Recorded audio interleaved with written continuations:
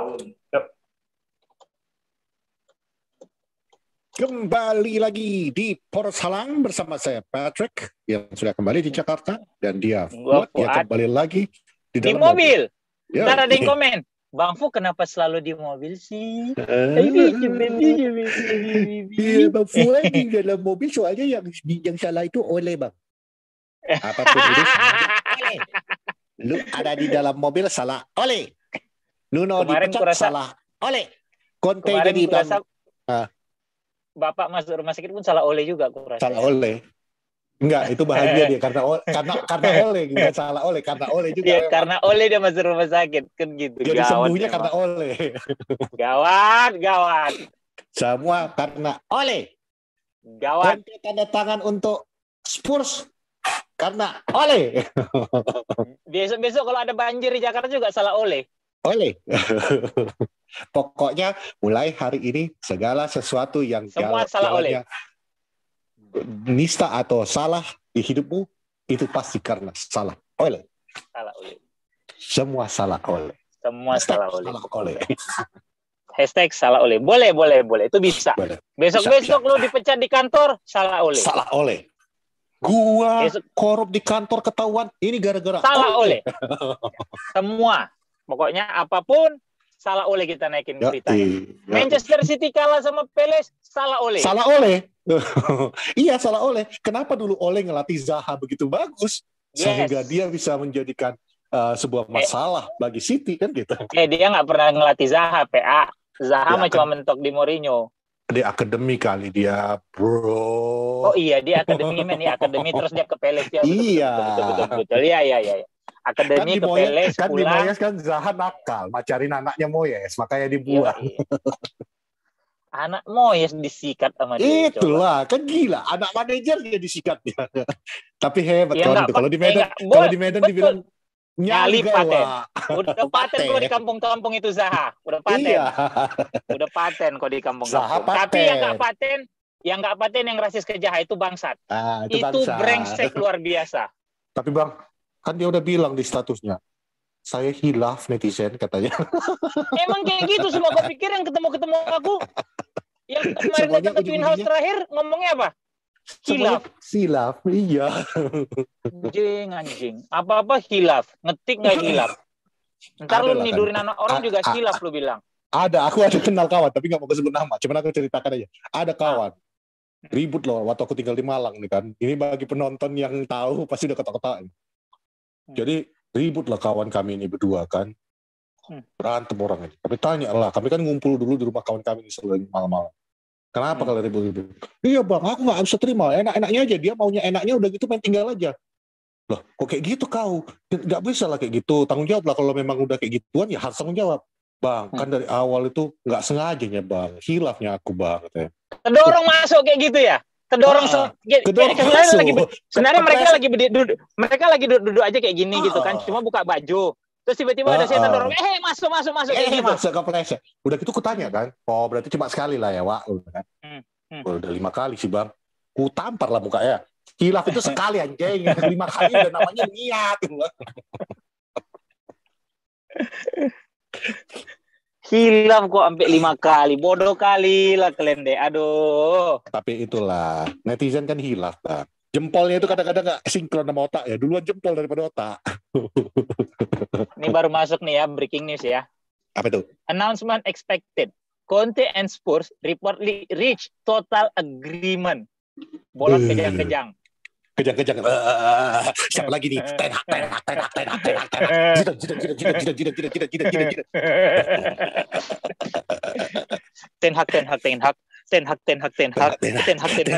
Gitu orang itu. Zidan.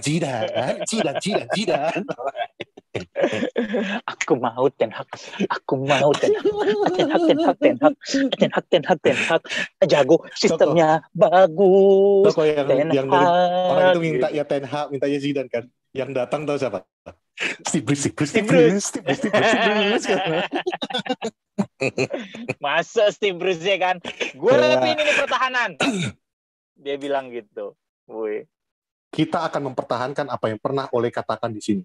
Bahwa klub ini harus ditangani oleh orang yang mengerti Manchester United. Zidane tidak tahu Manchester United. Sir Alex yang ngomong. Iya. Jadi kita akan kerjakan Bruce.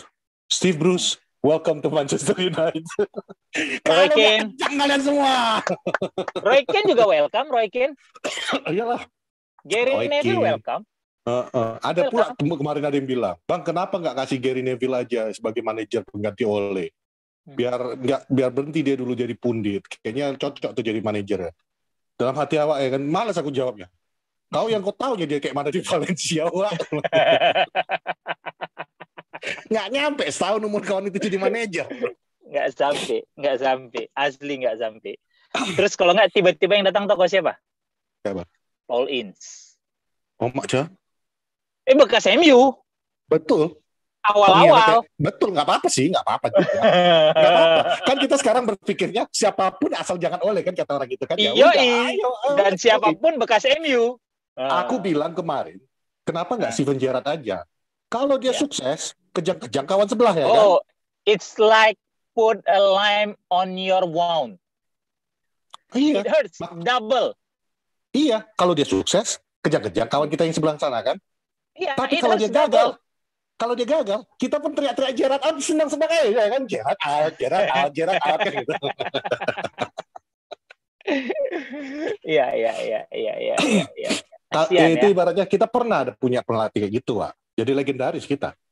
Sama Busby. Iya kan? Busby. Mana tahu kan? Steven Gerrard bilang, iya juga ya, Wak ya. Aku pun pengen namaku jadi SG, Sir Steven Gerrard ya kan. Sekarang kan dia sekarang cuma MBA kan? MBA, married by accident. Oh bukan. Married by ecosystem. Ekosistem MBA dong. Iya kan MBA. Oh iya betul. Cumananya gitu. Jadi sama akhirnya aku berpikir gini, Pet. Kurasa fetish orang itu Ole, Pet. Udah pasti lah, Pak. Gak bisa naik kalau bikin Ole. Iya. Kurasa lama-lama aku pikir. Seukurannya inilah. Terus. Jadi kurasa asal apa-apa orang nge-tweet apa nyambernya Ole gini. Orang nge-tweet apa nyambernya Ole fetis kurasa nih orang-orang gue tengok. Iya. Apa aja Ole gitu. Sama kayak warga kita, Wak. Aku bilang happy birthday Carla Almira, aku bilang kan. Ada yang nanya, "Bang, video kapan naik?" Aku bingung mau jawabnya. Aku jawab ini salah postingnya, Wak. By the way, happy birthday ya, Ola. Oh ya, selamat ulang tahun Kakak Ola. Tapi udah nggak ada Gufri. Ya, Gufri udah nggak ada. Nggak apa-apa, ntar dikasih pengganti yang lebih baik daripada Patrick gitu loh. Kok gua? Jangan. Lo bukan anjingnya ya? Bukan. Oh, bukan. Jangan. Kau jangan bilang aku, Bang. Nggak enak ngomong Ale. Takut aku. Followernya banyak, Wah. Dibully aku nanti. Kita culik Bang Alexnya. Banyak followersnya. PUBG itu. Ya, sekali lagi selamat ulang tahun buat Ola Carla. Semoga bahagia selalu, sepanjang usia, lahir batin, murah terus rezekinya. Gitu. Semoga rencana yang di bulan November ini segera lancar. Terlaksana. Yes, itu dia ya. Kemudian balik lagi ke sepak bola. Kemarin itu City kalah 0-2 lawan Crystal Palace. Ya. Pep itu bermain gak ada sistem. Ya. Ada sistem. Hancur-hancuran mainnya. Gol Pele sendiri gol jatuh dari langit. Jadi cuma ngandalin ke skill Zaha. Ya, skill Zaha dan tiba-tiba bola jatuh di kaki Conor Gallagher, dia bikin gol. Jadi kemarin itu bisa dibilang bukan pertandingan sepak bola. Betul, bukan.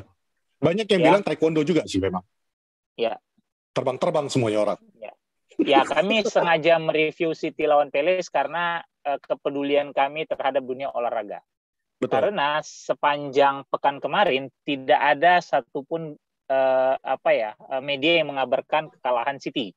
Jadi kami di Poros Halang mempunyai tanggung jawab untuk mencerdaskan mengabarkan juga mencerdaskan, sehingga hari ini kami akan membahas kenapa City bisa kalah lawan Palace. Ditambah lagi kita juga kan sesama Manchester ya. Kita sangat apresiasi terhadap Manchester City yang mau Betul. keluar dari piala milik mereka, yang ibaratnya memang sudah diatur Piala Liga. mereka, mereka mau cukup berbesar hati untuk udahlah gue nggak mau ngambil lagi gitu. Udahlah, udah cukup. Gitu. Jadi hormat untuk City atas kebesaran hatinya untuk tidak meneruskan langkahnya ataupun bisa dibilang solidaritasnya kepada tim dari Manchester. Betul. Gitu ya. Respect kami buat Manchester City, dan juga terima kasih bahwa mereka walaupun trying so hard untuk mencuri perhatian, tapi ternyata tidak diperhatikan. Betul. Ya. Ada perhatian. Lu kalah dari perhatian kan? Tidak ada yang memperhatikan kekalahan lu. Ada perhatiannya, Bang. Tapi salah, bukan masalah bolanya. Ya masalah yang tadi itu, rasismenya. Rasismenya justru gitu loh. Sementara di lapangan fansnya. Iya. Justru kekalahan lu itu tidak membawa didn't bring joy to the world. No. Kan kalau United kalah itu kan orang kayaknya nyanyi. Iya. Kayak kita kalau kalah seluruh dunia kayaknya bahagia kan? Iya, makanya kan City kalau United kalah. Biasa aja. Yang berisik biasa anjing aja. Doang tuh. Yang berisik anjingnya doang tuh. Anjing Patrick dari kemarin itu berisik kali. City gitu. Jadi kalau United kalah tuh begini. Joy to the world. Belum Bang, bulan depan. Bulan depan ya kan tapi gitu kan. So Man United bring joy to the world gitu ya. Gitu. Sementara City nggak ada gitu. Apa coba? Apa sih yang mau dibahas gitu? Tidak ada juga tuh keluar hashtag Pep out gitu. Nggak ada. Tidak ada lagi. Gitu loh. Kan Pep udah sering bolak-balik bikin juara Bang. Udah menyembahkan piala. Udah nggak mungkin dibilang Pep out. Mau nggak ada sistem silakan aja. Nggak ada, nggak apa-apa. Walaupun main 10 pemain katanya bisa menang, ya nggak apa-apa. Yang penting ini Pep Guardiola, kan gitu. Jadi terkadang gue berpikir gini juga sih, Pep. Mungkin City kalah lawan Palace itu mencoba untuk mencuri perhatian karena United menang. Tapi ternyata nggak bisa. Sebenarnya gini, mereka itu khawatir.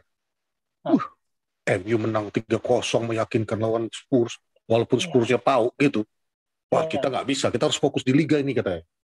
City main duluan. Oh, City main duluan.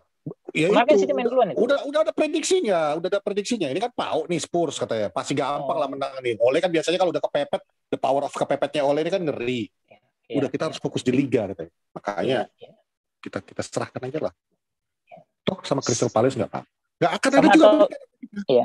Sama sekarang gini deh, ini gue kasih nasihat aja nih kepada para bolot dan kolot gitu ya.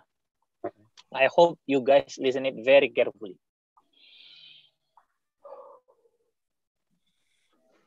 Setiap United kalah, kalian sibuk memunculkan berita Ole out, Ole harus keluar, Ole segala macam, pokoknya intinya Ole dipecat. Yes. Iya kan? Kalian lupa. Di saat Ole kepepet, maka dia akan menang. So, ini coba kalau kalian diam-diam aja kan. Nah, this is an advice for you guys gitu. So, shut your mouth gitu ya. Do not scream Ole out segala macam. Let it flow. Iya, kalau kalian nggak berisik, mungkin terjadi. Iya, jadi diam gitu. Diam aja gitu. Karena proven kan. Nanti keluar lagi the power of kepepet. Iya, jadi kan udah terbukti setiap Ole kalah kalian sibuk Ole out, bum. Kata Ole besoknya menang. Aduh. Dan itu udah jadi siklus kan. Harusnya kan kalian belajar. 3 musim, Wak. Udah 3 musim. Masa nggak belajar juga dari 3 musim? Musim ketiga penuh ini ya gitu kan. Iya. Maksud gue, cobalah untuk tahan diri kalian gitu loh. Karena if it happens, it will happen. Gitu. It happens gitu. Jadi cobalah tahan diri, tahan jempol gitu loh. Diam-diam aja gitu, diam-diam aja. Syukurin aja dalam hati kalian. Mampus Ole kalah. Udah gitu aja dalam hati, nggak usah sibuk-sibuk gitu. Kalian kan pas waktu bilang mampus Ole kalah itu pakai jersey MU, udah gitu taruh kaca depan kalian. Kan? Iya, mampus MU kalah gitu. Sambil lihat kaca, mampus MU kalah. Gitu kan. Cium. Iya, jadi nggak usah kalian sibuk-sibuk mention ke sana ke sini, bikin hashtag, kasih opini. Nggak ada yang mau dengar opini kalian, betul. Kalau kami di Poros Salam masih ada yang mau dengar. Nyamber sini, nyamber sana. Iya, nyamber sini, nyamber sana, gitu loh. Norak. Kemarin, Wak. Hah. Sebentar aja aku di dalam pesawat. Cuma berapa jam itu Medan Jakarta? 2 jam kan? 2 jam. Masuk akun-akun anon. Balik-balik aku. Mak, jang, lolos 3 biji. Gitu kan. Masa lagi geblok-geblok lagi ya kan. 2 jam aja Iya. masuk lagi. Gila. Jadi siklusnya kan gitu. MU menang. Wow, MU dijagokan. Kemudian MU jadinya kalah. Oleh out. Oleh out. Oleh menang out. lagi. MU menang lagi. Gitu. Jadi Gitu-gitu belajar aja dari udah. makanya Piala dibilang nggak dapat-dapat tapi Wak. nggak dapat piala dan kalian pun sakit hati terus. Betul kan? Aku sebenarnya gini, kalau kita mau ngasih nasihat yang benar ya. Cok kayak gini aja lah. Ini kan waktunya nggak panjang. Sampai Desembernya ini kita minta ya kan. Cok kalian support aja dulu. Nggak usah kalian berisi. Kita sama-sama dukung. Biar dia harmonis aja dulu kerjanya. Kalau memang dia nggak berhasil, pasti kita pecat ini, Wak. Tenang aja, 5-0 itu udah jaminan itu. Iya. Ya kan? Nah, kami sekarang tunggu aja. Udah bilang. Biarkan aja dia jalan dulu. Kalau dia udah sukses, kan kita sama-sama happy, ya kan? Betul. Jangan nanti sampai kalau dia tiba-tiba sukses, kalian ikut-ikutan bilang, weh, oleh, gini. Wah, habis lah kalian malu sendiri nanti. Kalau kami nggak bakal dia ngomong apa-apa, diem-diem aja ya kami, senyum-senyum aja kami. Kalau benda dipecat pun kami, ya udahlah, iya. Nasib kau kan gitu, ya kan? Selesai. Poros Salam tetap jalan. Mau siapapun manajer di United, Poros Salam tetap jalan. Camkan itu ya. Mau besok Bendol pun yang ditunjuk jadi manajer.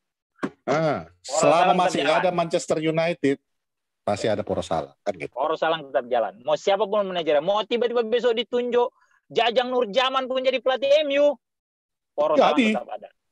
Poros Salam tetap ada ya.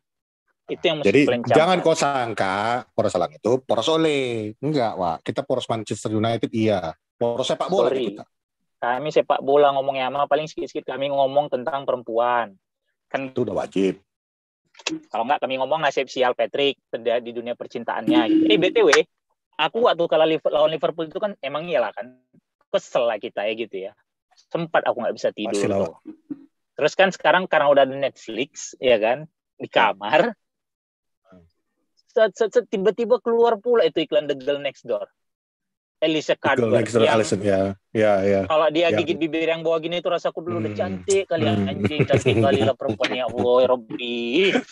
Nonton itu aku habis kalah Liverpool sampai jam 9 baru aku tidur sampai habis karena itu film kan tahun 2004. Suka kali pertama ngeliat itu betul. Dan kemudian kalau lebih suka mana? Itu atau There's Something About Mary? Oh inilah jauh. Oh no. Kalau sorry.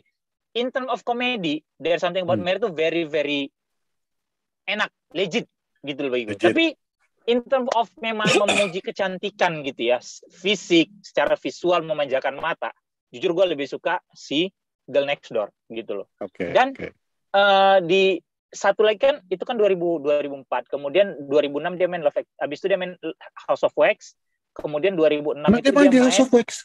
Oh main dong, mati dia yang pertama. House of Wax dia main. Elisa Cuthbert main. Aku cuma tahu si itu aja, si siapa yang Sarah Michelle Gellar. Bukan. Siapa itu yang? Iyalah, Sarah Michelle Gellar. Barbie House of Wax itu loh yang. Ya House of Wax, Sarah Michelle Gellar. Apa sih ini ya? Iya, Sarah Michelle Gellar. Siapa itu yang dulu jadi ikon Barbie Oh, ini. Sorry, Paris Hilton. Paris Hilton. Iya. Si Elisa Cuthbert main. Dan kemudian 2006 kan dia main di Love Actually. Love Actually yang dia cuma main 2 scene. 1 scene malahan. Yang kasih Colin lagi nyampe di Amerika. Yang kemudian ketemu sama, gue lupa itu yang 2 cewek itu namanya siapa gitu ya. Terus datang nih Harriet. Harriet apa siapa gitu, gue lupa. Dia masuk ke barnya. Terus dibilang kawannya, ini ada orang Inggris. Terus dia yang giniin rambut. Step aside ladies. Dia masuk. Tapi Elisa Cuthbert itu cantik banget. Suka kali aku dulu sama dia. Jadi abis lawan Liverpool tuh aku nonton dia gitu ya. Kemarin abis lawan Spurs kok tuh aku nonton apa? Apa? What Happens in Vegas. What Happens in Vegas apa? Si ini? Cameron Diaz. Sama ini siapa yang cowok yang Aston Kutcher. mantan suaminya Demi Moore. Iya. Nonton itu lagi aku. Suaminya Demi Moore, mantan suaminya Bruce Willis. Mantan suaminya Bruce Willis. Tapi istri sama Aston Kutcher. Oh ya, Bruce Willis kan mantan suaminya Demi Moore. Tapi sama Aston Kutcher kan nggak nikah orang itu, seingat gue. Nikah ya? Nikah. Jadi kemarin jangan kita bilang nggak nikah, ngajarinnya nggak kita. Ya. Nah, habis itu, jadi 2 pertandingan MU terakhir, gua selesaikan dengan nonton film-film yang bikin gua makin happy gitu loh. Seru. What Happens in Vegas kan juga seru. Sebenarnya gini, kalau iya sih waktu lawan Liverpool itu siapa sih yang nggak sedih ya? Karena kita pendukungnya MU udah pasti sedih lah. Iya. Aku aja udah paling males aku itu sebenarnya. Menit 60 aja udah ketinggalan. Tapi kemarin lawan Spurs itu kita happy lah ya, sampai terbentuklah sebuah istilah-istilah ya kan. Oleh main gaya Conte, akhirnya kita bikin namanya Contole, tapi harus disebut dengan bahasa Italia. Ya, itulah formasi Contole gitu kan. Tapi beside that, gue juga tetap ngelihatnya itu ini formasi untuk sementara nih. Mudah-mudahan Ole nggak memakai formasi ini terus-menerus. Karena kalau ini terus-menerus, nanti kena kritik lagi kawan.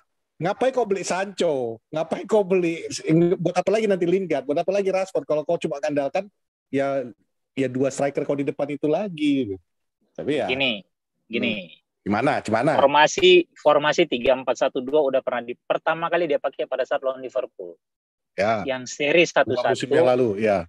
Yang seri 1-1 yang udah sempat unggul 1-0, golnya Rashford, umpannya Daniel James terakhir, salingan. Kemudian dibalas oleh Adam Lallana. Menit 85 apa berapa gitu. Itu pertama kali pakai. Dan itu yang kita di Poros Salang juga bahas, lu bisa cek video yang lama, cuma gue lupa yang mana, bahwa we praise him for that courage to play with that system. Gitu loh, ya. Dan juga udah berapa kali gue sampaikan, dan lawan Paris Saint-Germain dia juga pakai itu gitu PSG ya, dan kemudian Paris lawan itu informasi.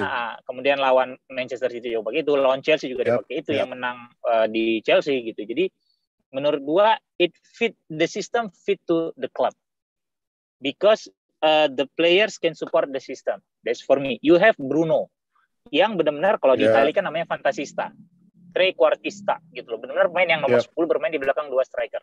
Gitu. Dulu kita pernah punya Martial sama Rashford yang lagi bagus-bagusnya. Nah, dan bahkan sempat berapa kali juga gue singgung di awal-awal musim ini di Poros Salang, gue bilang gue kepengen sebenarnya ngeliat 3-4-1-2. Karena itu tadi kan ada Varane, kemudian Lindelof juga. Kan kita bahas lah, Lindelof timnas loh. Kita bisa benar-benar memanfaatkan 3 backnya. Iya, gitu kan. Dan kemarin, pada saat ngelawan siapa? Bentar, Pet. Lu ngomong. Ada Gojek di tempat gua. Siap. Nah, kalau gue pribadi kemarin ya, satu kemenangan kita lawan Spurs itu ya, kita harus happy tentang kemenangan itu. Tapi kita juga, kalau gue pribadi melihatnya realistis saja. Kita melawan Spurs yang juga dalam kondisi lagi bapuk-bapuknya, Pak. Lagi mentalnya juga lagi down. Sama aja itu kondisinya masuk ke dalam weekend kemarin itu sama-sama dalam posisi yang sama-sama lagi jelek lah mentalnya. Kedua belah kubu tuh sama-sama must need a win. Makanya sempat dijulukin pertandingan El Sachiko kan gitu. Cuman memang keunggulan kemarin tuh di Manchester United ya, sebelum pertandingan itu juga Sir Alex turun tangan, the board sendiri mengatakan bahwa mereka masih mendukung Ole, jadi masih adalah confident kepada Ole. Makanya ketika pertandingan itu berlalu pun sebenarnya ada keunggulan sendiri secara mental terhadap Ole dan pasukannya, termasuk mungkin secara kualitas squad juga memang masih lebih bagus Manchester United daripada si Spurs sendiri. Ya. Nah, jadi mungkin itulah kelebihan Ole kemarin itu coming into the game. Dia paling tidak masih tahu bahwa di belakang dia itu mayoritas ada support sistemnya, masih ada supportnya, masih ada gitu, masih mensupport dia. Sementara Nuno kan benar-benar kemarin tuh udah stand alone, udah betul-betul stand alone. Dia sendiri udah tahu bahwa kalau gue gagal malam ini, gue udah pasti kena sack. Makanya ketika ada yang ngecen, ya getting sack in the morning. It's for Nuno, not for Ole. Nuno, bukan Ole. Kebetulan aja Ole pas lagi lewat kan paling jago media. Ole lagi lewat, disorot, terkesannya itu untuk Ole kan gitu. Itu jelas-jelas nggak mungkin lah fansnya Spurs nyanyiin you getting sack in the morning ke Ole, sementara kondisi klubnya mereka sendiri lagi begitu kan gitu. Jadi ya. Tapi itu mungkin aja sih. Itu mungkin aja. Menurut aku mungkin aja. Karena bisa jadi bentuk cyber kan. Tapi kan gua rasa menurut gue emang itu ditujukan buat Nuno. Itu kan half time, Pak. Oh iya kan half time. Iya. Oh iya udah ketinggalan. Iya. Berarti jelas itu clearly for Nuno kan gitu. Nah, kecuali tadi di awal pertandingan masih di awal pertandingan. Iya. Karena kalau di awal pertandingan benar-benar bias nih. Siapa yang mau kena pecat besok kan gitu. Tapi pada saat half time makanya El Sachiko kan. Iya. Nah, kemudian balik lagi tadi yang gue bilang 3-4-1-2, bahkan di Porsalan kita sempat bilang, gue bilang ada satu episode yang gue bilang, lu mau istirahatin siapa? Lindelof, itu kapten timnas lo, gue bilang gitu ya, ada tuh, masih ada. Ada. Kemarin pada saat keluar 3-4-1-2, gue sangat senang, karena gue selalu ngerasa selama ini kan dengan bermain 3 back gitu ya, kiper lu akan lebih terlindungin karena lu punya orang ekstra. Ya, dan Varane kemarin betul-betul kayak libero kan. Iya. Nah, jadi Varane benar-benar menjadi orang terakhir lo kemarin. Dia commanding.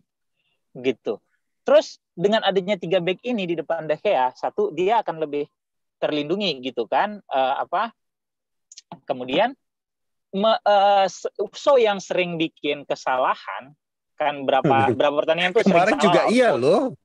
Iya. Cuma maksud gue pada saat kemarin dia bikin kesalahan, kemudian masih lawan ada Varane nutup. Masih ada 2, ada Maguire dan Varane gitu betul. loh. Sementara kalau lu sendiri, lu pakai 2 back tengah gitu. Pada saat lu bikin kesalahan ini udah langsung di Maguire kasarnya gitu. Jadi itulah kenapa gue ngerasa harus dicoba bermain dengan 3 back saat ini gitu. Apalagi lu punya Varane, terus Lindelof juga masih bagus gitu menurut gue gitu ya.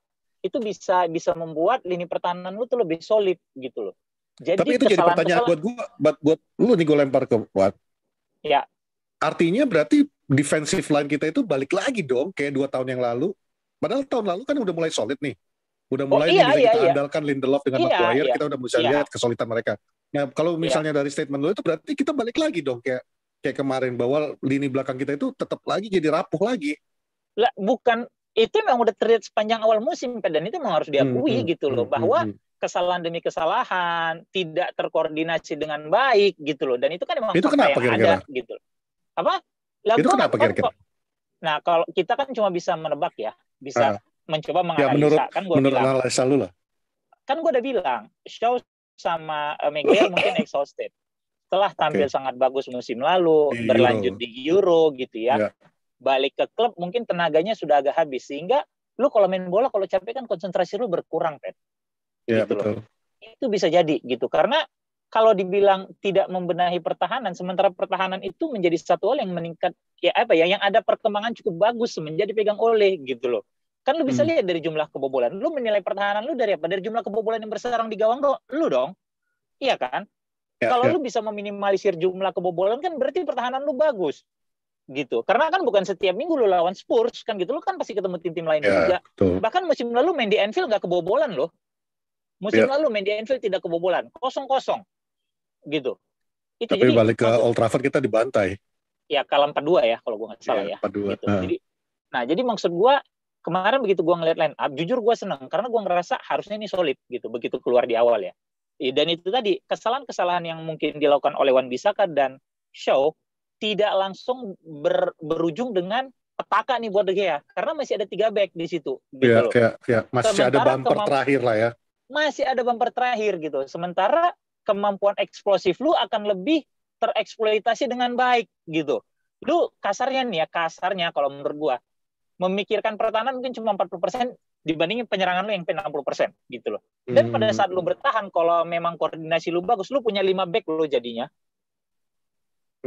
Iya kan, 5 back. Bahkan sekarang 4 karena Wan-Bissaka yang suka agak digantung kemarin gitu. Kemarin sih kalau gue ngeliatnya sampai merasa kayak kita punya 7 orang di belakang itu sebenarnya, jujur aja. Iya, karena Fred sama McTominay juga bisa turun gitu. Terus si Bruno juga turun ke gelandang. Jadi ya kan udah banyak yang bahas lah itu di Twitter mengenai pola segala macam. Tapi itu kan memang udah sangat kasat mata terlihat gimana mereka bisa bergerak dengan sangat harmonis gitu loh.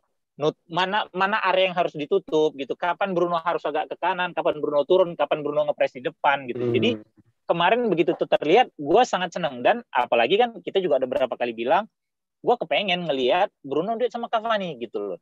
Nah, kalau tadi balik ke pertanyaan lu, sayang dong lu udah beli Sancho mahal-mahal. Kan tidak setiap lawan pendekatannya sama, Pet. Ya itu tadi gue bilang, semoga nggak setiap pertandingan seperti ini gitu. Bukan semoga ya, karena gue yakin setiap lawan tuh pendekatannya pasti beda-beda gitu loh. Dan ya siapa tahu gitu ya, dengan apa yang udah dilakukan sekarang, Sancho menjadi lebih termotivasi bahwa gue datang tidak menjadi otomatis pemain inti.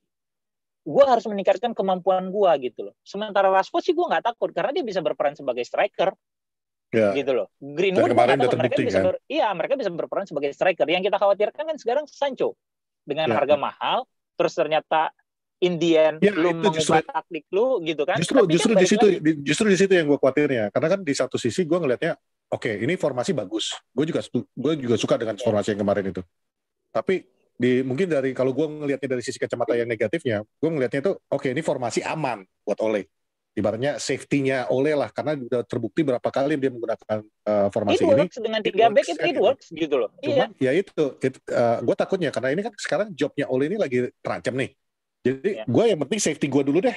Gue safety, gue mainin ini dulu. Gue takutnya kebablasan lanjutin terus karena ini kan kita masih ada 4 pertandingan yang agak berat nih kan. Dilanjutin kalau hasilnya bagus, kenapa enggak? It's okay, memang it's okay. Cuman ya it's okay. Iya dong gitu. Jadi kalau memang yang ternyata perjudiannya jadi Sancho-nya tadi. Iya, itu mungkin jadi satu loss gitu bahwa lu miskalkulit, tapi kan kita nggak tahu kan, mungkin musim depan dengan ada pemain baru yang dibeli, mungkin DM-nya lebih bagus, lu lebih nyaman main dengan 4-3-2 itu kan akan bisa kepake.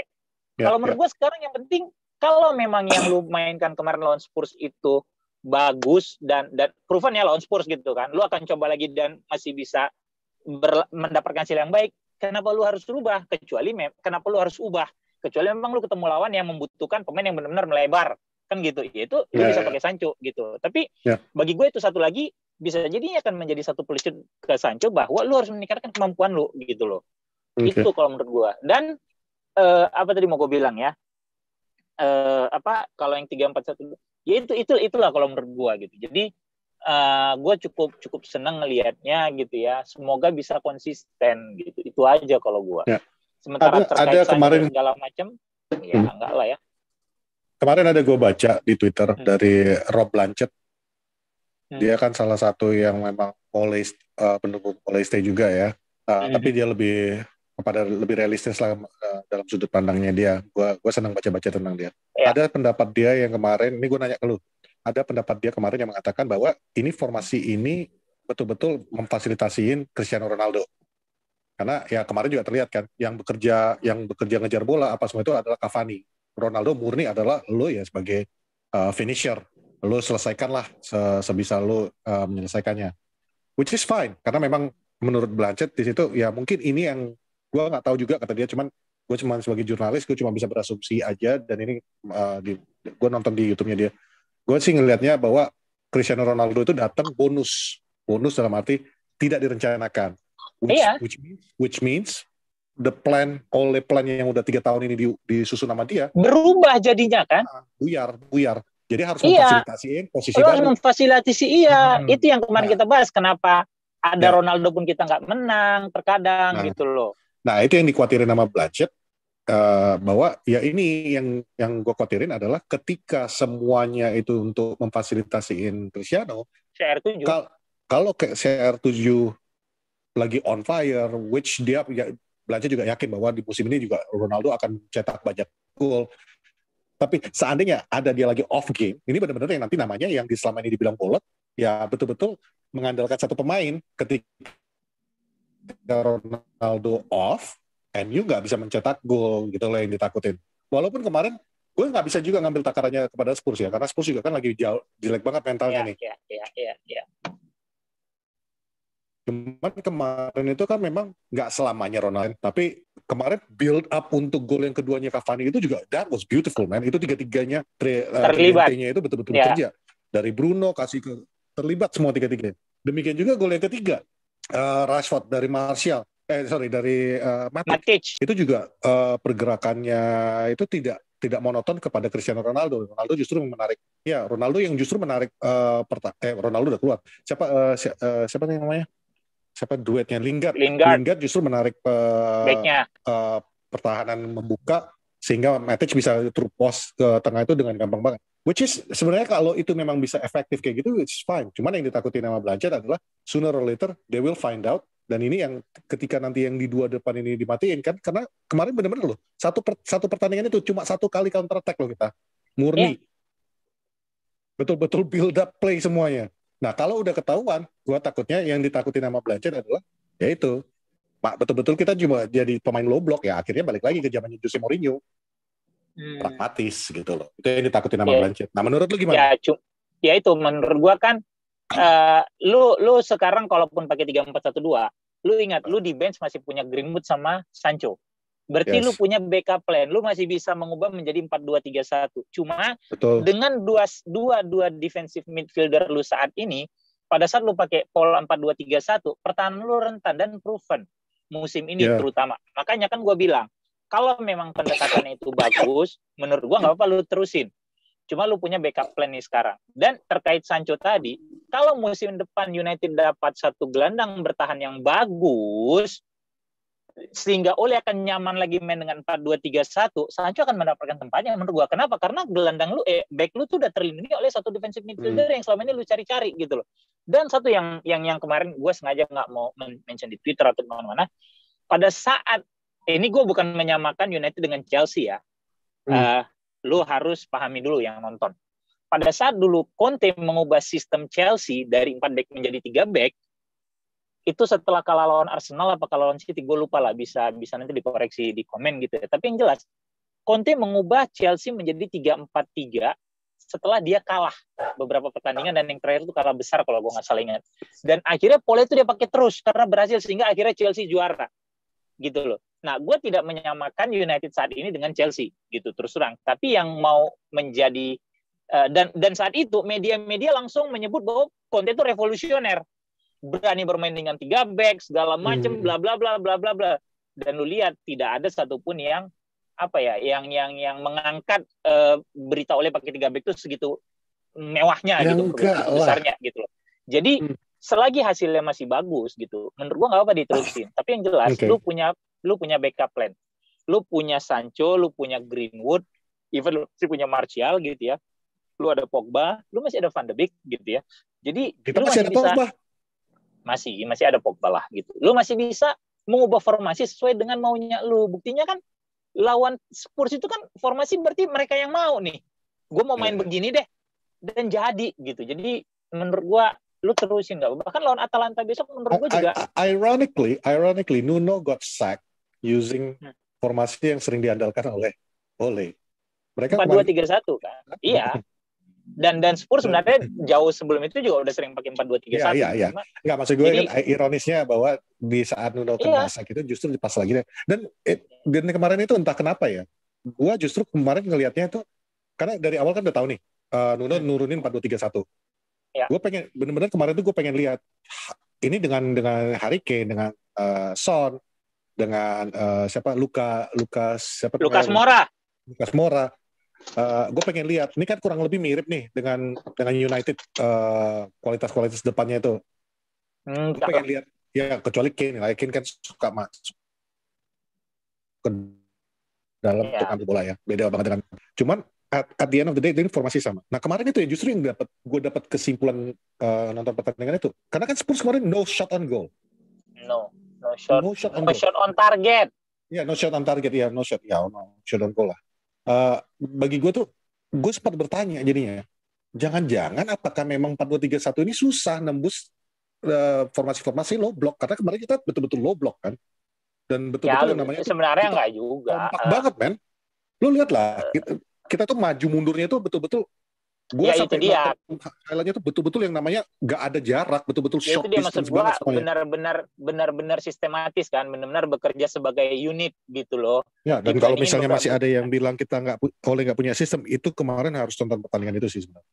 Itu udah jelas sistem. Gue udah nggak mau nanggapin itu lagi lah, bodoh amat lah, itu mah emang orang tolol aja udah. Cuma maksud gue itu tadi bahwa sebenarnya dia punya sistem yang bisa dia pakai gitu loh. Dan pemain kalau memang mau menyadari tanggung jawabnya itu berjalan gitu. Ini kan benar-benar kita kebobolan tuh karena kesalahan-kesalahan minor gitu dari pemain. Betul. Yang menurut gua Nggak mungkin lah tim sekelas United, tim profesional di Eropa gitu ya, yang tidak ada evaluasi setelah pertandingan, itu tidak mungkin gitu. Dan tidak mungkin juga Dan pasti Rooney kan diajarkan kemarin pada udah saat langsung latihan. ngoceh kan?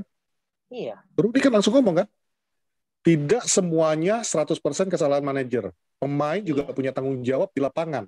Manajer itu punya tanggung jawab 60%, 40% itu adalah pemain. Kalau pemain nggak menjalankan 40% itu, tetap aja yang 60% itu tidak akan berfungsi. Iya, itu kan udah kita bahas sama kayak gue bilang yang waktu kita kalah lawan Paris Saint-Germain. Kemarin akhirnya diucapkan nama Rooney kan gitu. Iya gitu. Dan maksud gue itu kan udah sering kita bilang gitu. Misalnya striker nendang bola kena tiang sehingga tidak jadi gol, sehingga kemudian seri. Kemudian lu mau nyalain pelatih lu, kan lucu gitu loh. Bukan, balik lagi kita bilang kok, kalau lu boleh nonton yang all in all out dah episodenya Power Salang gitu. Kita kalau emang jelek kita bilang jelek, dan di awal kita juga udah bilang ini kesempatan lu sampai ini. Kalau festivalnya jelek bisa lu dipecat, ya kita udah state gitu loh. Jadi balik lagi memang gimana pemain, dan lu lihat kan apa yang Oli bilang pada saat press conference, ini bukan gua, pemain. Ya, ini pemain. Ya dia itulah gitu. Dia kasih kredit. Dulu kayak mana nggak sayang sama Ole Gunnar Solskjaer, Pak? Di saat kritik, semua kritik itu diterima sama dia, diserap sama dia. Salah gua, kata dia. Iya. Tapi begitu udah menang enggak? Ini semua karena pemain, hebatnya pemain. Nah, si bolot-bolot ini membalikkan keadaan. Lu cuma menang gara-gara pemain.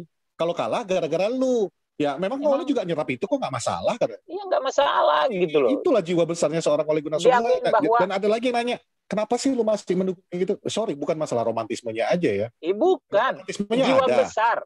Jiwa besarnya iya. Tapi juga kita ngelihat ini manajer, benar-benar satu-satunya manajer yang gue lihat ya, sejak kapan gue melihatnya. Sejak kapan pun, Sir Alex saja masih mau ngedumel gitu loh. Tapi ini, lu perbandingan yang paling jelas nih, waktu kita kalah 5-0, ya, Ole setelah selesai pertandingan, keluar, tanda tangan, foto, dia meladeni lah fans yang datang. Ya, bahkan kemarin yang menang lawan 3-0 aja, Spurs fans saja di foto bareng sama dia kan gitu. Terima, ya. Sementara yang udah dipecat, Koeman, Barca, habis kalah, pulang. Mobilnya digeruduk supporter. Kenapa? Karena nggak mau bertanggung jawab. Karena nggak ibaratnya you're not man enough untuk mempertanggungjawabkan perbuatan lu. Ole nggak kabur, men. Ole manners make it man. Ya. Jadi menurut gue gini, lu kalau ngeliat manajer, iya betul banget kayak kata-kata kalian bahwa 3 tahun belum ada dapat apa-apa dan jelas. Itu betul. Iya. Kita nggak menyangkal itu betul banget. Tapi kita juga bukan muluk-muluk masalah trofi kan. Justru kita lihatnya we have a manager yang betul-betul stick by the players, dan the players yang kalian bilang kemarin semua pemainnya udah nggak mau bermain itu bla bla bla bla bla. Marcus Rashford kemarin nge-tweet apa kan gitu. Itu udah pemain yang ngomong. Sorry Pat, mungkin ada beberapa pemain yang tidak mau main buat United. Mungkin. Ada Paul Pogba misalnya contohnya. Gue nyebut nama aja langsung. Itu orang mau bilang apa?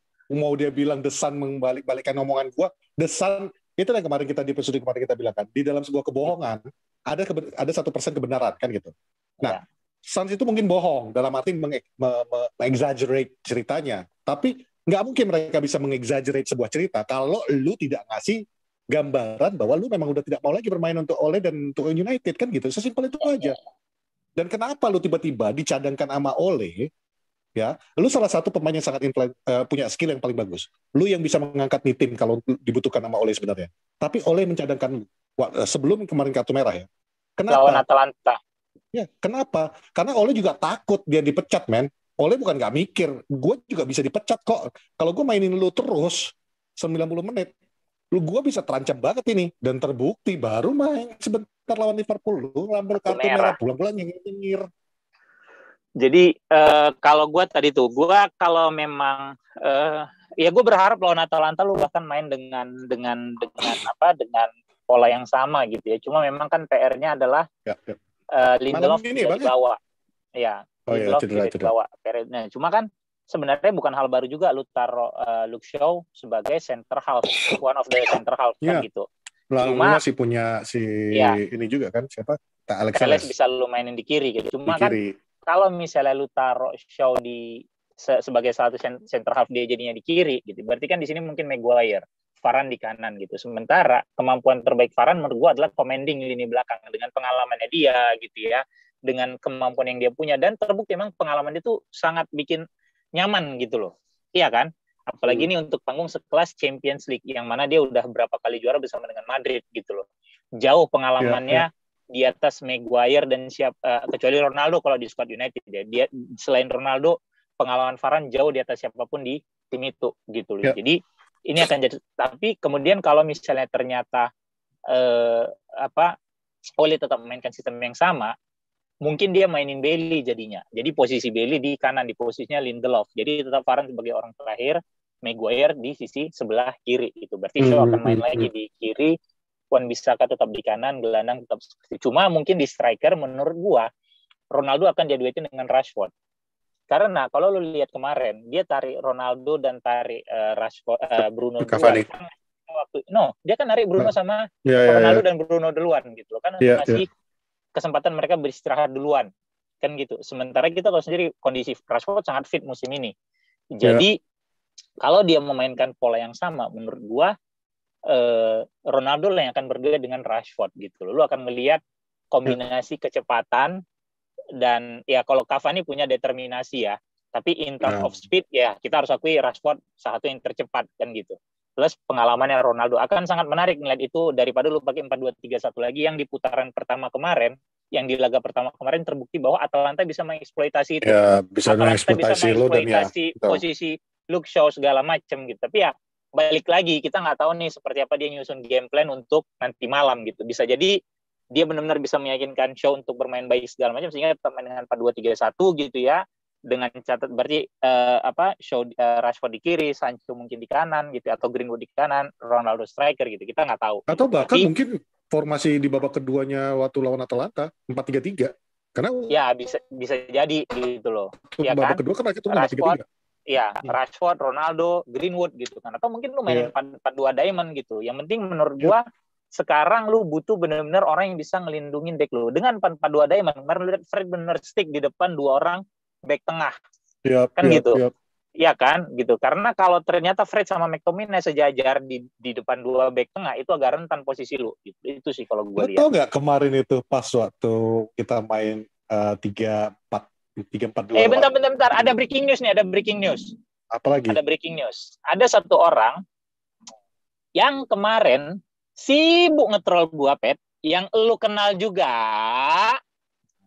Yang orang sana no. Yang lu bilang bokapnya si Anu. Apa nih? Yang bokapnya pernah satu kelompok sama lu, bodoh. Ih, emang bengak kali ini orang. Terus. Bikin orang emosi. Terus. Aman apa katanya? Bang, minta maaf dia bikin video. Gua nggak mau play videonya. Oke, itu ada video. Mau tutup akun. Jadi, buat lu yang berprofesi sebagai PNS gitu-gitu ya, kurang-kurangin lah main sosmed tuh. Sebenarnya nggak cuma itu aja sih, nggak mesti karena lu ASN atau PNS atau apa. Sebenarnya lu sebagai pengguna netizen, media sosial, lu punya tanggung jawab untuk mengucapkan sesuatu itu. Lu bisa bertanggung jawab. Bukan berarti lu bikin akun anon lu nggak bakal ketahuan, bro. Ya. Gampang banget. Kalau gua gini pesan gua. Tapi nanti kalau kita ngomong kayak gini dibilang kita persekusi, Pak. Enggak, kita nggak persekusi. Gue cuma tinggal lapor. Gue punya orang di mana-mana benar. Kocak banget. Jadi itu yang negor orang BKN. Nggak, sebenarnya gini lah. Sebenarnya kita ngambil contoh dari ya. Ini kan kita off topic sebentar berarti ya. Kayak contohnya ya itu yang tadi Fuad. Terus yang sebelum ini juga yang kemarin waktu datang ke Twin House minta maaf juga karena hilang. Udah banyak banget loh yang contohnya ini. Bukan kita sok jago juga bahwa kita bisa nemuin. Bukan itu karena poinnya. Lebih bagus media sosial kehilangan akun-akun kayak kalian yang kurang ajar. Sebenarnya poinnya itu gini loh. Sebenarnya kita ini kan sama-sama udah dewasa ya. Lu kalau udah di umur dia udah bisa memilih 18 tahun, menurut gue lu udah dewasa ya. Seharusnya lu bisa berpikir lebih jernih. Lu bisa berpikir dulu. Gue aja kalau mau nge-tweet apapun, mau namanya yang kadang-kadang gue cuma bercanda, sebelum gue klik kirim send, gue baca ulang. Gue baca lagi. Iya. Gue baca ulang lagi, serius. Gue baca ulang lagi, kira-kira ada nggak yang akan tersinggung dengan omongan ini? Pantas nggak nih ya? Gitu. Pantas nggak gue ngomong gini? Sarah nggak ini? Karena gue bukan cuma orang, masalah siapa yang bacanya. Ya sorry, kalau lu akun anon cuma followers lu cuma 2 ya, mungkin lu nggak mikir ya. Gue juga bukan banyak-banyak banget, tapi gue juga mikir di dalam followers gue itu masih ada anak gue, masih ada keluarga gue, masih ada teman-teman gue. Gimana cara mereka memandang gue Kalau gue ngomongnya sembarangan. Nah, lu juga lu nggak usah mikirin bahwa wah gue bisa nge-troll di orang, gue kelihatan hebat. No, lu nggak ada yang ngeliat lu hebat. Nggak dianggap. Lu justru dianggap bahwa kayak kanak-kanakan, kayak anak kecil. It doesn't matter, man. Dan sekarang gini, kayak lu sering ngomong gini, iya si paling tahu tentang gue gitu ya. Gue nggak pernah bilang gue paling tahu. Lu yang ngasih gelar itu ke gue. Cuma kami tahu. Tapi ya gue akui, dibandingkan lu memang gue lebih tahu dari lu. Iya, gimana dong kan gitu. Betul. Iya, kami mungkin lebih tahu aja. Nanti kalau gue ngomong gitu dibilang gue sombong. Tapi kan nyata aja ya, memang gue lebih tahu dari lu, gimana dong? Jadi bukan ini karena satu gue lagi pintar, tapi karena gue lebih mau untuk membaca gitu. Ya, jadi ini lagi lah ke sepak bola capek. Oh by the way, karena udah kau ngomong gitu, aku pun mau kasih tahu kau cerita. Jadi malam-malam aku nggak bisa tidur pas waktu di Medan kan, lagi jagain bokap kan. Tiba-tiba ada nge-tweet. Nge-tweetnya di Porosalang sih. Cuma kan ada nama kita ketek sama Porosalang. Kebaca lah aku, ya kan. Entah apalah dibilangnya. Kawan kita yang satu itu, ya kan. Sok jago. Aku udah capek ngeladenin dia. Jadi karena aku udah pernah ngomong sama kau kan. Jadi aku cuma tulis gini aja. Ini aku cuma jawab dan ini nggak akan panjang kali ini. Bla bla bla bla bla. Aku jelaskan apanya. Yang aku bilang aku nggak suka. Dan kalau kau mau mendingan kau urus dulu anakmu yang 2 itu, ya. Kau urus istrimu. Apa yang kau tulis di sini itu mencerminkan siapa kau. Kau bukan orang kaya, nggak usah kau berfantasi ke orang kaya. Mending kau kerja keras saja. Dan sebelum kau nge-troll aku, cari tahu dulu siapa orang yang kau troll. Aku tunjukkan fotoku sama bapak kan, adiknya mama kan, orang BNN kan gitu. Diam. Udah gitu di screenshotnya lah itu semua kan. Udah tahu aku pasti ini bakal di screenshot. Ditulisnya lah di beraninya ngadu sama omnya gitu. Aku perhatikan lah itu akun sebentar kan. Besok paginya iseng lah aku cek dulu. Nggak ada yang respon, nggak ada yang nge-like, nggak ada yang komen.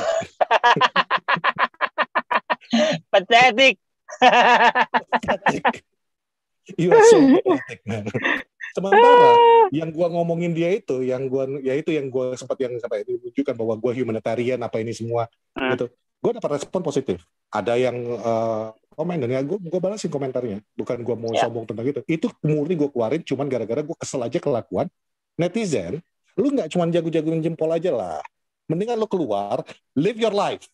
Jadi ada adventure lu. Jadi lu tahu, lu berkembang, lu lebih luas wawasan lu.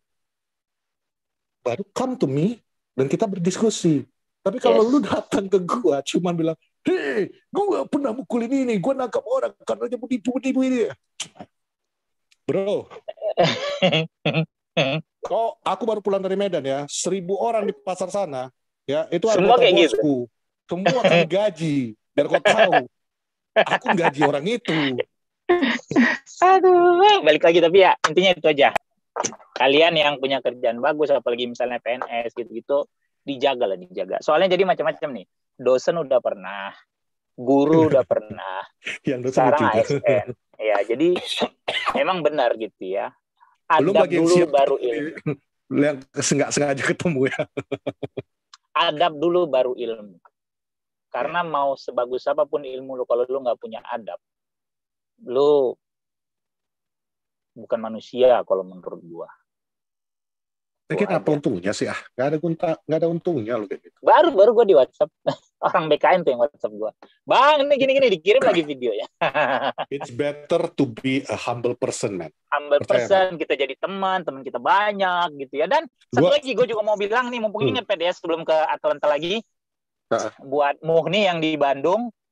Terima kasih untuk tawarannya yang ngajakin Porosalang dia punya hotel lah ya gitu. Mungkin kalau udah agak mendingan kami akan take di Bandung di tempat Muhni. Kau enak, kau bawa keluarga, bawa siapa? Kan ada Dika. Capek deh. Ketawa dia. Jadi terima kasih mungkin untuk tawarannya untuk take Porosalang di hotel lu. Pastilah. Kami udah ngobrolin. Insya Allah kalau misalnya memang waktunya udah pas, ya kita akan take di sana dan mungkin akan ya semoga bisa ketemu sama teman-teman Porosalang yang di Bandung. Jadi balik ke Atlanta, gua sangat kepengen ngelihat main dengan sistem yang sama. perubahan paling mungkin itu kalau gua oke, lu mainin Bailey, Varane dengan Maguire ataupun Maguire, Shaw dan Varane gitu ya, dengan Rashford dan Ronaldo. Cuma yang satu jadi pertanyaan gue, kalau Bailey dimainkan, kalau kalian nonton ulang lagi pertandingan kemarin lawan Spurs, pada saat selesai pertandingan, ada dua orang yang mukanya kurang ada nggak senyum menurut gue, Dean Henderson sama Eric Bailly. Lu nonton lagi deh, nonton lagi.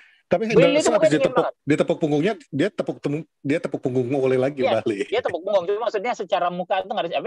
Ya kan kita nggak tahu, kita kan cuma ngelihat di TV kan gitu ya, bahwa kalau impresi gue pertama, anjir ini orang kok kayaknya cool banget gitu ya, atau so cool gitu. Bailey sama Henderson tuh begitu. Jadi mungkin emang ini dua orang ngerasa empat kok nggak dimainin sama mungkin dengan Van de Beek gitu ya. Tapi kan bagi yang tahu semua kan pelatih gitu, semua hak kuasa. Sebenarnya gini loh, kayak kalau Donny Van de Beek itu, gue nggak ngelihat kenapa Donny Van de Beek harus marah-marah lagi. Udahlah, terima aja nasib. Setidaknya kau selalu diajak jalan-jalan, ya kan? Keliling-keliling, ya kan? Nginep di hotel gratis, makan gratis, ya kan? Latihan, nemenin latihan. Macam orang susah pulang aja dia kok bikin. Ya, tapi kan ibaratnya kau kan selalu diajak jalan-jalan nih. Daripada kau stres, kau pikirkan lagi nih. Kau protes-protes, kau gak main-main. Jones apa kabar? Dia ajak pun enggak. Kan mendingan kau, kan gitu. Jadi udah. Kalau kau pinter, ada kemarin yang nge-tweet, Bang, ini kenapa Donny Van de Beek ini nggak pinter, Bang ya? Mending dia bikinnya YouTube. Kayak siapa kipernya, yang bekas kiper kita dulu, yang sekarang main di mana gitu, Watford atau Sergio Romero. Bukan Romero, yang kiper Inggris kita. Siapa dulu main itu namanya? Yang bicycling kiper. Dia kan pinter tuh. Dia kemana-mana, keliling dia dengan Ben Foster. Nah, dia kan kemana-mana itu dengan tim ya kan. Ibaratnya jalan-jalan gratis, bikinnya lah ya kan, YouTube channelnya dia, jalan ke sini, jalan sini, bikinnya kulinernya, naik sepeda dia dari titik sini. Mending Donny Van de Beek bikin kayak gitu, ya kan? Bikinnya makan di restoran, bikin konten, dapat duit tambahan. Pinter Donny. Ya kalau Donny Bailey ada lucu-lucunya lagi nanti kan. Kalau Van de Beek sih emang benar-benar clueless dalam arti kata gue benar-benar gue juga udah angkat tangan sih. Kenapa dia tidak dimainkan gitu lah. Padahal kan dia pembelian yang Oli mau kan gitu. Oli yang mau beli dia. Ya, tapi kalau kita lu lihat kemarin pertandingan lawan Spurs juga bingung juga kan tuh. Kemarin yang gue sendiri ngakuin ya, gue sering bilang si Fred ini gue bilang kan. Tapi kemarin kalau nggak ada Fred, that system doesn't work. Karena dia yang ngejar-ngejar orang. Dan emang Donny, itu sebenarnya gunanya Fred gitu. Ya, Donny will not do that. Ya benar kata coach akhirnya kan. Gitu. Ini Fred ini kadang-kadang lari, kayak ayam nggak punya kepala lari-lari kan. Gitu. Tapi kan balik lagi pada saat siapa Matis ganti siapa McTominay ya. McTominay. Gue lupa ya. Gue juga berpikir harusnya mungkin Van de Beek ini mainin, tapi iya sama. Mainin, tapi gue mikirin wah ini Donny ini masuk. Dan ternyata terbukti lagi Matis ngasih asis lagi ke Rashford sampai kayak kemarin lawan West Ham gitu loh. Jadi memang ya udahlah ya, kita cuma sebatas bisa menganalisa apa yang lu lihat, lu jauh, lu baca segala macam. Keputusan terakhir yang tahu kondisi pemain, tim terakhir segala macam ya emang pelatih di sana gitu loh. Ya, dan bagi gue sih, menurut gue kemarin itu betul-betul Ole akan menurunkan siapa yang betul-betul dia percaya, yang siapa benar-benar dia yakin. Yakin yang gitu ibaratnya lu nggak bakal nyakitin gue di lapangan. Iya, kayaknya begitu sih gitu. Kayaknya sih begitu. Dan kemudian kan banyak yang praise McTominay kemarin gitu ya, salah satu main terbaik lah segala macam. Tapi gue sendiri kalau lu nonton lagi gitu ya, ada 2 atau 3 kali kakinya keselimpet bola mulu, Pet. McTominay kemarin biasa aja sih menurut gue. Lebih bagus malah menurut gue sebelum yang kita kalah juga sih itu lawan siapa ya. Tapi menurut gue kemarin performanya McTominay itu bagi gue justru yang dari bertahun-tahun kita nonton kemarin was flat B aja gitu. Iya, malah aja. Gue ngeliat yang nekat untuk masuk, yang nggak betul-betul komitmen, malah si Aaron Wan-Bissaka. Lu lihat dong sampai yang ke tengah-tengah masuk, sliding apa semua. Karena kalau lu nonton lagi, berapa kali ada satu peluang yang dia punya kesempatan untuk masuk ke kotak penalti lawan, one two sama Ronaldo apa Bruno gue lupa, keselimpet boleh ketinggalan gitu lagi balik. Jadi menurut gue ya dia bagus, cuma ya ada beberapa yang sayang banget gitu, tapi ya udah gitu. Ya, dan balik lagi ke Fred tadi, tau nggak kemarin pas waktu nonton pertandingan itu, gue teringat sama satu pemain, lihat Fred, betul-betul teringat sama pemain itu.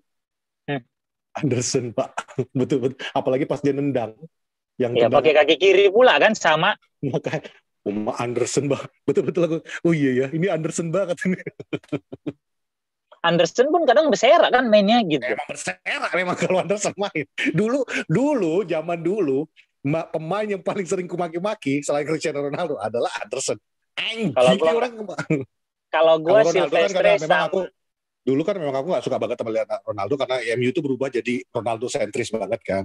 Nah kalau Anderson aku nggak suka ya itu kawan ini berserak kali lah, lari ke kiri lari ke kanan udah gitu dengan santainya.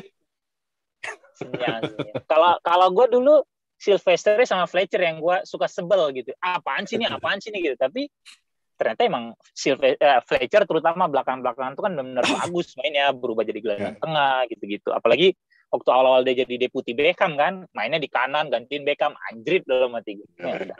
Lagi lawan Atalanta sih gue rasa begitu ya. Gue rasa kalau opini gue gitu ya, gue akan lebih tenang ngelihat main kayak kemarin lawan Spurs 3-4-1-2. Okay.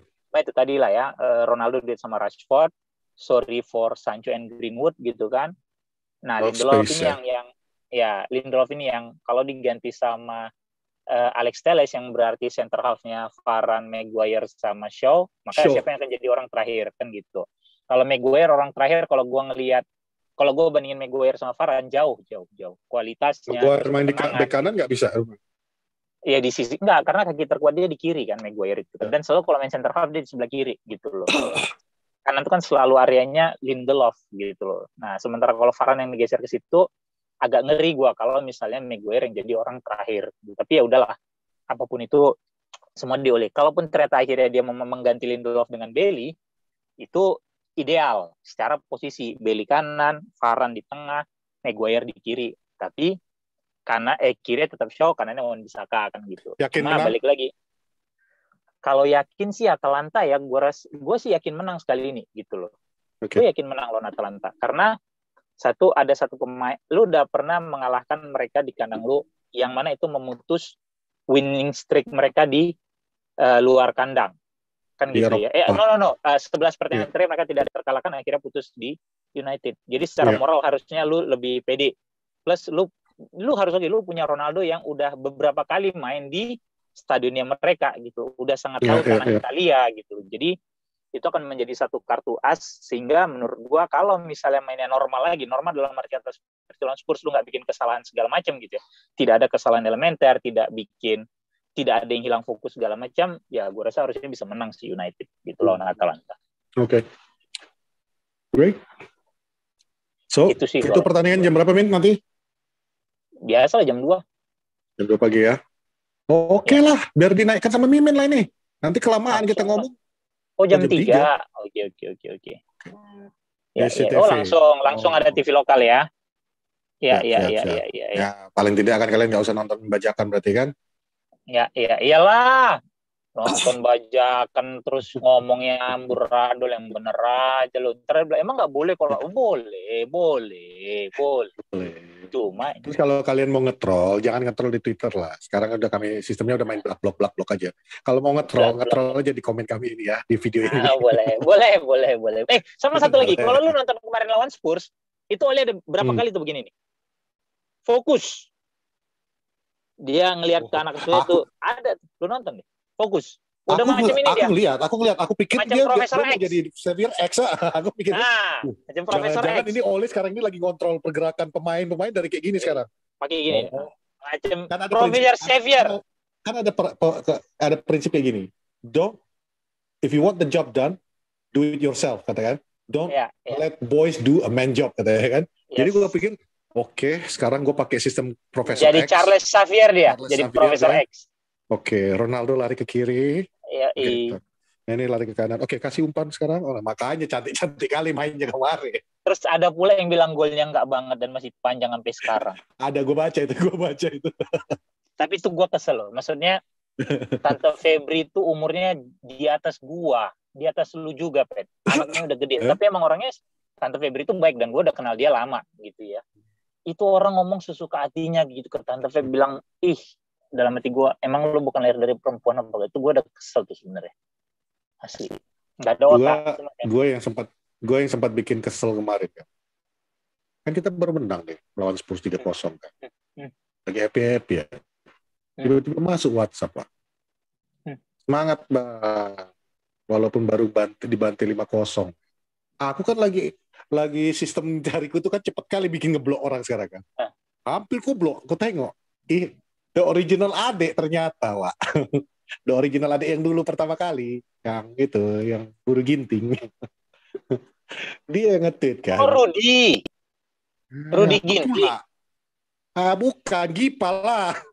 Kan nyebut nama aku jadinya. Jadi nge-tweet dia kan. Sampai aku bilang, duh, idolaku. Silap-silap hampir kena lah blok ini gue. Jadi penggemar Liverpool pula kok sekarang. Enggak, Bang. Aku pun sedihnya. Cuma menyemangati abang aja. Cuma mungkin salah kata-kata ya, Bang. Salah kali deh. Nyebut-nyebut kalau Liverpool itu udah kena autoblok sekarang. Gitu. Ya adalah, selamat menjomblo terus lah, Pet ya. Thank you. Makasih kali lah penutup kau itu ya, Wat. Terima kasih udah menyaksikan Poros Salang. We'll see you in the next episode.